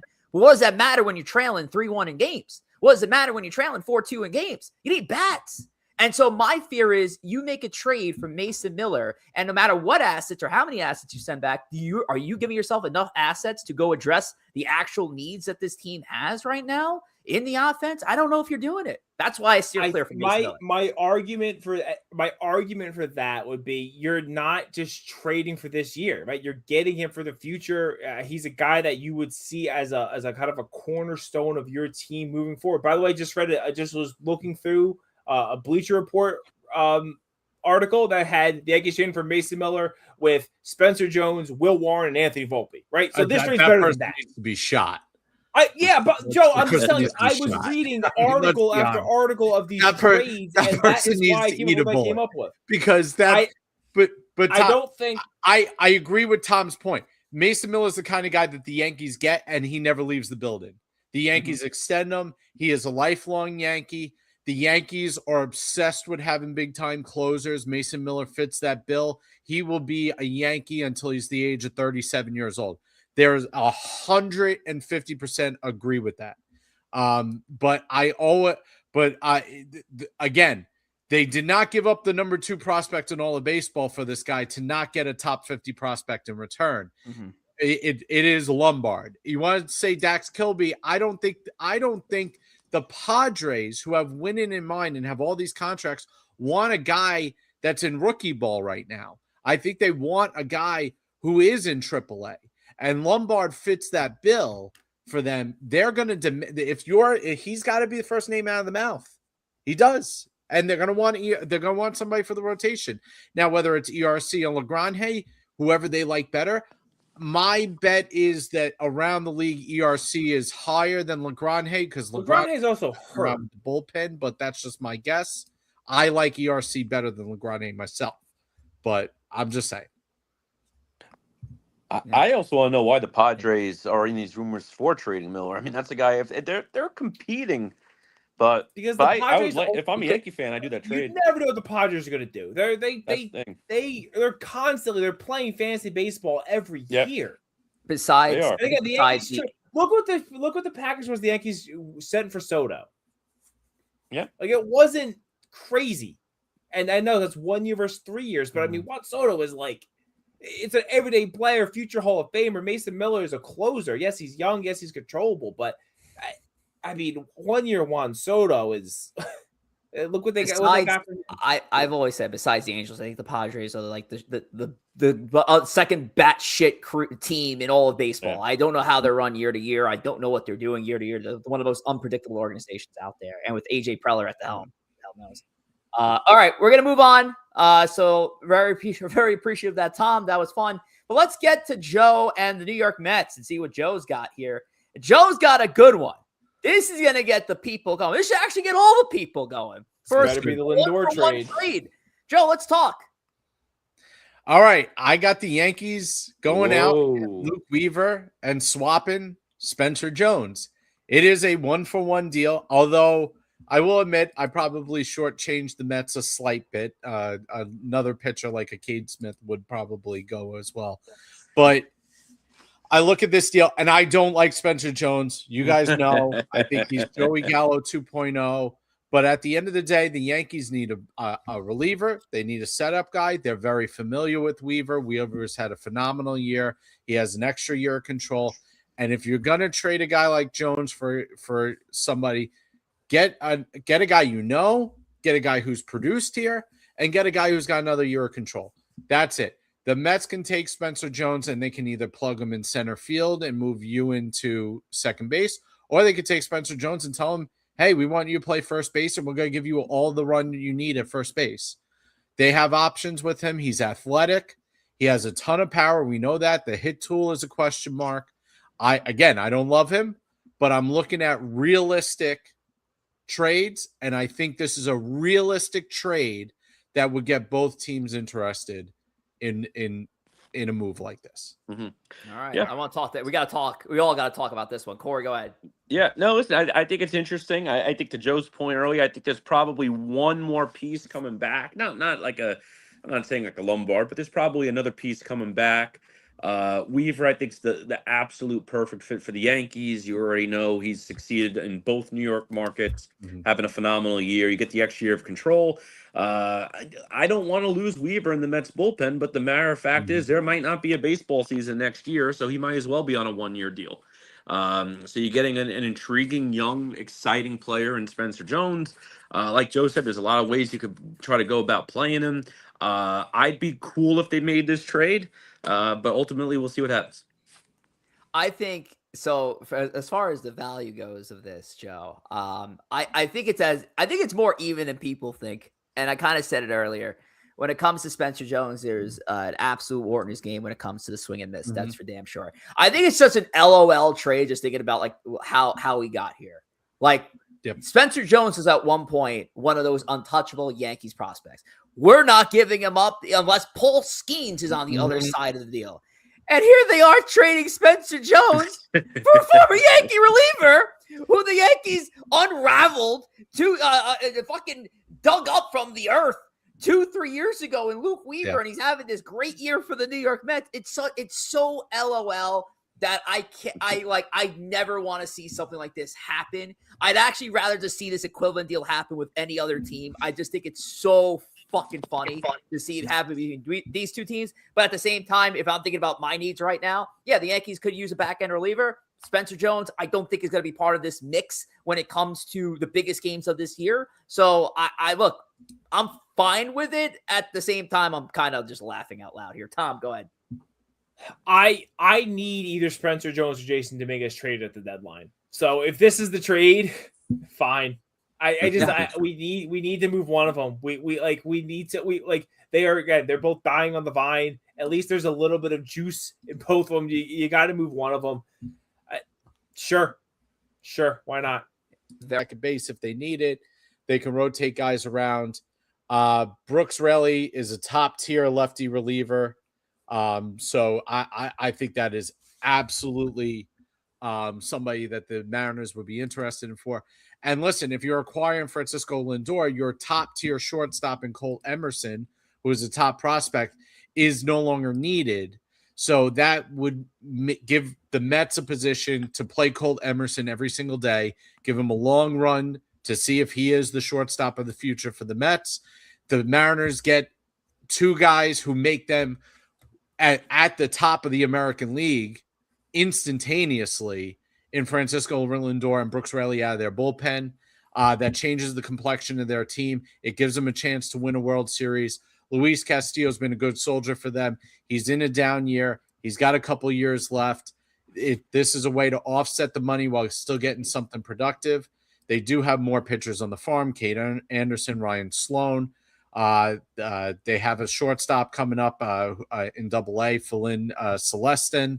So they have other options of top-tier prospects. This catapults them to the top of the American League in this trade, and that's why I think a Cole Emerson would be on the table for something like this. Corey. I mean, it's something. It's something. I think the pieces are there in the sense that, yeah, Luis Castillo, like Joe said, multiple years of control at a lot of money are offsetting it. He's struggling a bit. The Mariners are also doing a little bit of weird things right now with their rotation where they have 6 guys and they're piggybacking one guy in each turn of the rotation. So Castillo comes and would instantly be in the Mets rotation. I love Colt Emerson. I know you see that 195 average. It doesn't look pretty, but I love him. He's got some pop. And Teddy McGraw, the throw in here. I think it's more likely we see a Lindor trade in the off season. But I think there's a lot of smoke right now with the Mets and Francisco Lindor. Where there's smoke, there's fire, whether it's a forest fire like we have in Canada or popcorn burning in the microwave, we'll see. But there's definitely some smoke there. And I think the fact that even the SNY official account, when they were running through who the Mets said were up for trade, they only listed a few players that were absolutely not tradable, and Lindor was not on that list. So I think he's closer to being traded than most people think, and the Mariners are a team that makes sense for that type of trade. I said it earlier in the show. I think I agree with Corey. I think a Lindor trade is an off-season trade, especially because the Mets, frankly, have to trade a lot of people in the next 10 days. And I think a Lindor trade takes up a lot of that bandwidth of figuring it all out. Same question I had earlier. I know you said you had the Castillo's in the trade to offset part of the money. Mm-hmm. Castillo's signed through next year, and then there's a vesting option for 2028, which I was trying to figure out exactly how that works. It's something about injured list, so I'm not going to pretend to know if that's actually going to vest or not. So I don't think there'd be enough money going back and forth, considering you're getting also Cole Emerson in the deal. Mm-hmm. But yeah, kudos for putting something together. I'll give you that. Yeah, I mean, it's roughly $22 million for Castillo to $34 million. Lindor got to dig some money. He's got to get kicked in by the Mets here to more even it up. More curious of the addition of Emerson. I mean, the Mariners are high on for a very, very long time. So I feel like you're probably going to just dull down the player there. I mean, I don't know who Teddy McGraw is, but love the ad of Teddy, as you said before. So that was nice. But yeah, Lindor going elsewhere at the trade deadline. We'll find out the next 2 weeks if this becomes a reality. But definitely could see Seattle in the mix that could use an upgrade over at shortstop. Okay, we're gonna move on to the last part of this. It's the Yankees end, and for the New York Yankees, your boy is in the front office here, and he's cooking up something crazy. He wants to go a little nuts here. I could have been conservative. I could have been like, yeah, go get me a Tyler Stevenson. Go out to Kansas City, get me a Lane Thomas. Like, yeah, let's just play that game. Let's kill. No, because ladies and gentlemen, the American League sucks. I don't know if you realize that. So it's time we add some firepower to this team. There's 4 needs on this team. This team needs a catcher. This team needs right-handed hitter. This team needs some contact bats. And this team could probably use another outfielder just in case they're without Judge for the rest of the year. So let's do it all right? And we're going to do it with this trade right here. We're going to start off with a good one. We're going to start off with the one that, of course, people have been talking about, the right-handed hitting catcher that Yankee fans would love to see here. And that is not my graphic that's not coming up here. I don't know what's going on. Are we like buffering? Oh, here we go. We got it. Our right-handed hitting catcher, of course, is Mr. Hunter Goodman. And we also had an outfield to the mix. We had Mickey Moniak. No one's talking about Micky Moniak. Yeah, he's a left-handed hitter. And I know the Yankees are very right-handed heavy. But you can put yourself in a position where Moniak maybe is splitting time with Jason Dominguez as a righty-lefty platoon, gets Dominguez out of the field on days where you're facing a lefty. So that's nice. We like that. Moniak, solid player, solid season this year, but Goodman's my guy. And Goodman, I'm going for it. Look, I got our number 2, number 3, number 5, and even Austin Wells. I sent Austin Wells back. I was looking at the Rockies farm system up and down. They have no catching. They have nothing in their farm system. So I'm at least giving them something that they can rock with for a couple of years. Maybe Wells finds something out there in Colorado. But I am sending them 3 of our top 5 prospects. Hell, look, if it gets to the point where I got to send them more, then so be it.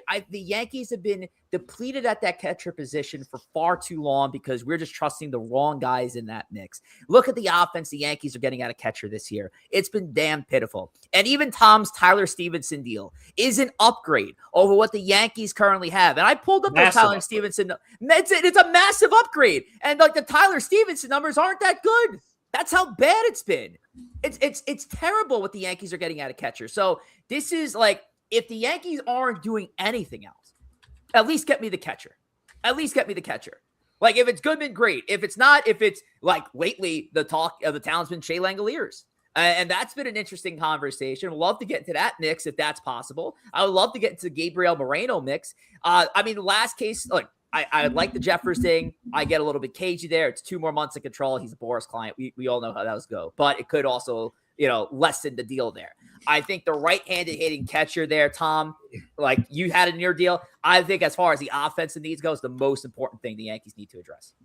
This would significantly improve the team. I don't think the Rockies are going to trade Goodman. I don't know why they would trade Goodman unless they are absolutely They're not going to win with him.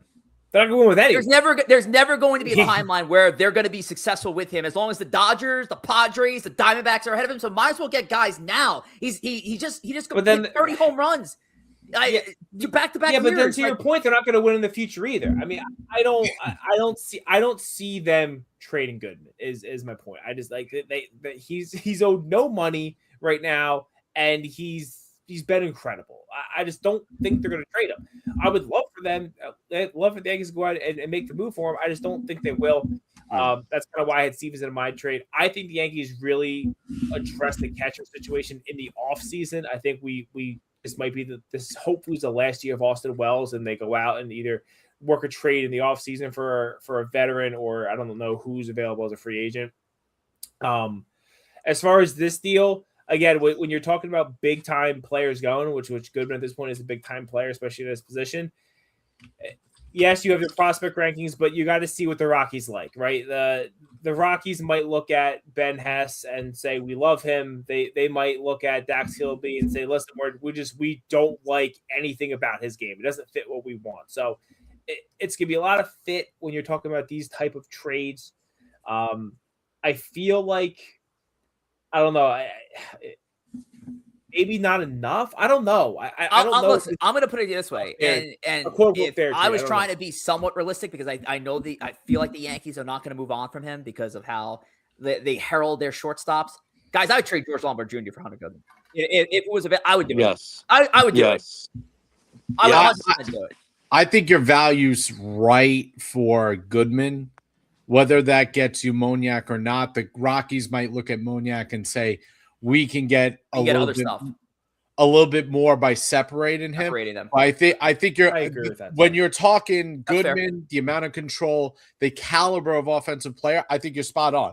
I think this is what it's going to take. It's going to take 2 top-tier pitchers and a top position prospect, 100%. Whether that is Kilby or Lombard, would be handled in the negotiations. Whether that's ERC or Legrand, it would be based on their preference.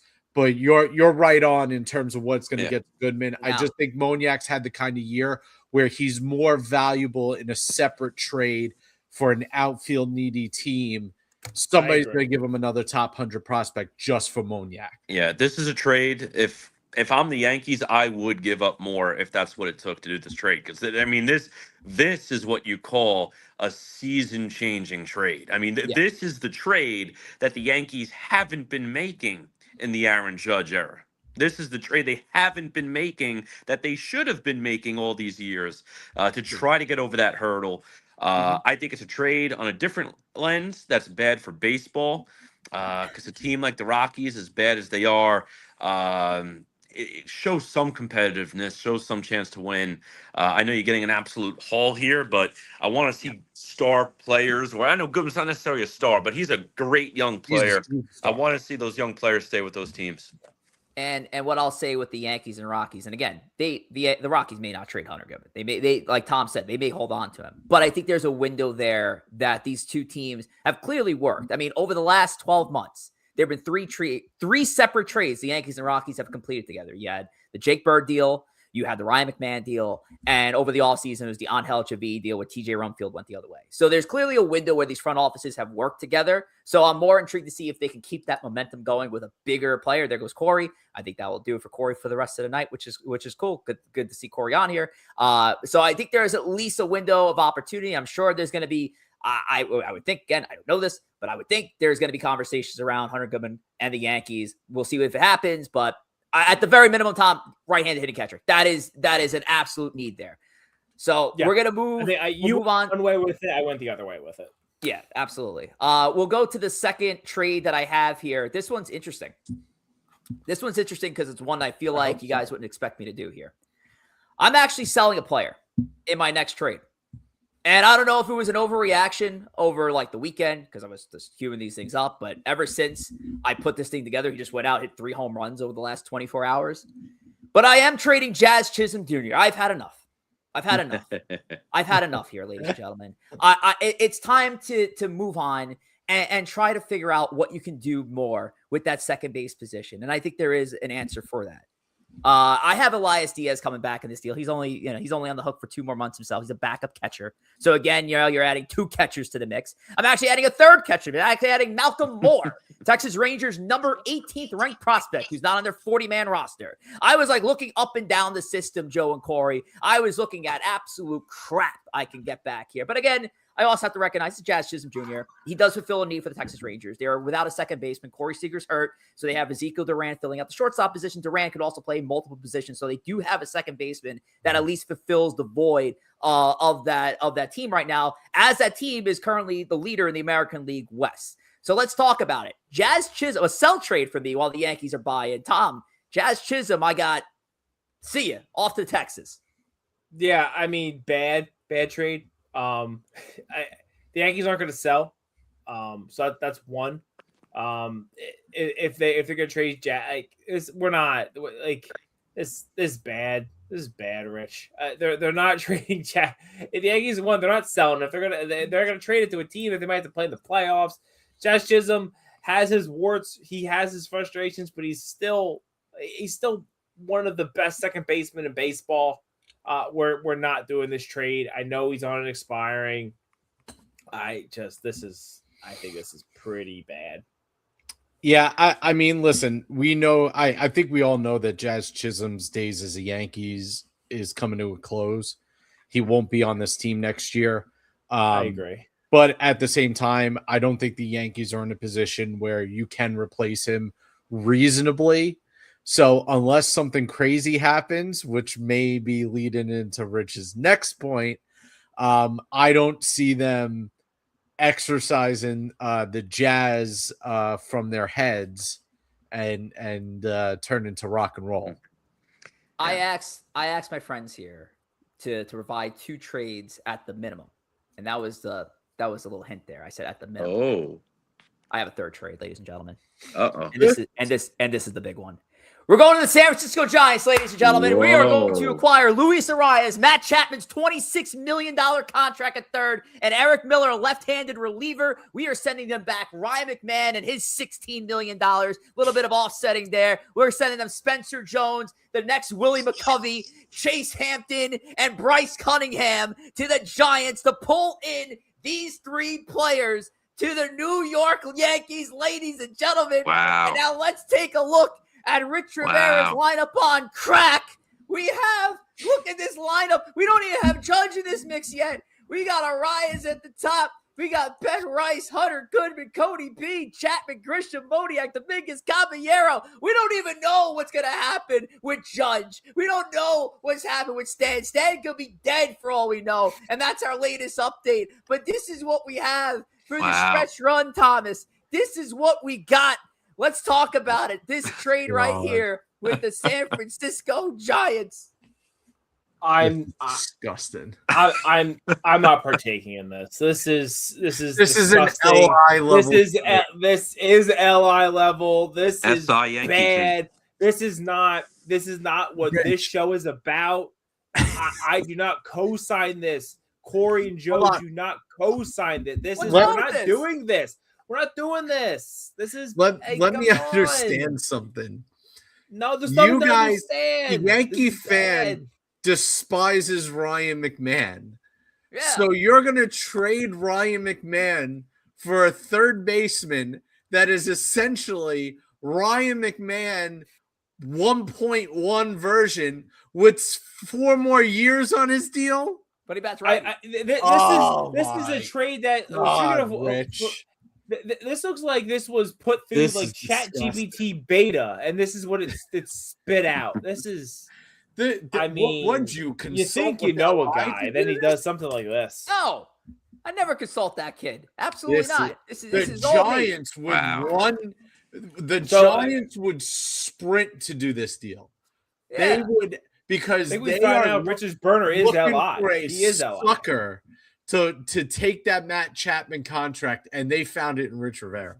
But I get a lefty reliever with control. He displays a 98-mile-per-hour fastball out of the bullpen. I mean, you do add a nice piece back then. Let's take a look at that bullpen. I know it doesn't have Mason Miller at the back end, but the Eric Miller, who's not talked about enough, having a great year for San Francisco. You add him right into that mix there for that Yankees bullpen, which, in my opinion, does not need much work there. But for the void, for not having Judge in a terrible American league, give me this fucking lineup, Corey. Give me this shit. Rich, whatever dragging you get on the post show and on Twitter for the next 10 days up to the deadline. Oh, they're gonna love this. You deserve to be these people are gonna love this. To be tarred. You better post that graphic first. Hung up in the streets. Yes. They're gonna love this one. This is great. Feel like I don't know if any other Game of Thrones people out here. I feel like we need Rich watch Game of Thrones. We need a Cersei situation. We need Rich to walk the streets of Staten Island naked while people yelling shame. I think you people are just jealous how creative I got. I think you people are just jealous. I'll be at the gates in 2 years waiting for you while the Yankee fan tries to kill you for trading for Matt Chapman. My goodness. I mean, look, that is a lineup overhaul, though. Guys, this is the last show. That lineup is better, though. Rich killed it. Sure, cool. The lineup is better. 2 trades. That lineup is better. Give me that. Give me all that. All right. This is embarrassing. This should be beneath you. It's not. It's not. Somebody's got to shake. I'm gonna go get Tyler Stevenson and Emilio Pagan. That's not fucking ruffling the feathers. Let's ruffle feathers. Come on, Tom. I hate to agree with that lie, but I agree with Traded right hand to McMahon. All right. Well, that's it. That's a trade box there. A lot of fun there. Well, again, it's why we sit here in these seats and the professionals do what they do. Because they're looking into all this and saying, well, if there's even an anonymous listener watching this right now, they're probably like, what fucking idiots. But fun stuff, a lot of fun. Corey, I can't believe you even joined. I actually found out as we were like 2 minutes into the show that you weren't even joining today's episode, but you're still here. So, enjoy Minnesota. Hopefully you give the old man Boogie a hug out there when you see him. Boogie, if I see you, I'll see you. But it's been fun, gentlemen. I'm going to drop. I might join the post game. We'll see. All righty. And you heard the man, post game time. I'll get this lineup out of here. Stop putting this on the screen. Jesus. All right. We're going to wrap this thing up. We're at 9:45. Make sure to check out everything we got going on X. You know, all the shows, but make sure to check out this one that's going down in like 5 minutes time. Let's wrap this thing up as we are going to call it for number 170. Tom, let's send them home. I thought the show was doing really well when we all took points and Joe got nothing in the game, and then Rich took an absolute double-decker shit in the toilet, and now the whole house stinks. Oh my god. Listen, Mets are down to 8-1. Freddie Peralta's trade value gets worse and worse every freaking day. Unreal. A lot of haters in here. Just a couple haters. Alrighty, boys. We'll see you over on Empire State of Baseball's post game called Extra Innings in a little bit, and we'll see you next week. Have a good one. Let's see some mocks. Get creative. Let's not do dumb shit, right? That's what this time of the year is all about. And don't fall for the dummies out there. All right, take care.